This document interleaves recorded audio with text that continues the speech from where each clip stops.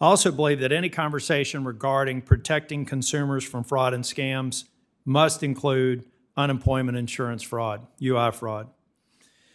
Recent reporting is beginning to shed light on the size, the scope, the implications of this fraud, although the full toll is likely not to be known for some time. And Mr. Chairman, I'd like to seek unanimous consent to put forth an article from ProPublica that gives you jaw-dropping numbers on just the extent of the UI fraud.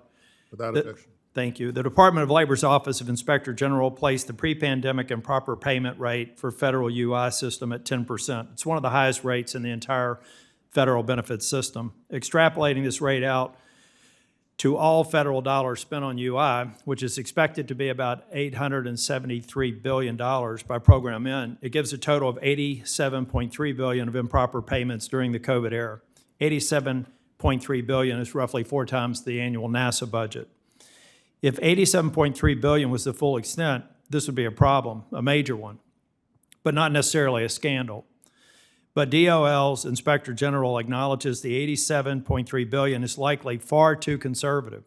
Analysis of the total number of UI claims compared to the number of unemployed individuals in the U.S. during COVID led researchers to place the amount of UI fraud far higher at $357 billion, or 47%, or 40% of the entire program. Even worse, a unit for research and news corporation, Thomson Reuters, believes 40 to 50% of claims they analyze are highly suspect for fraud.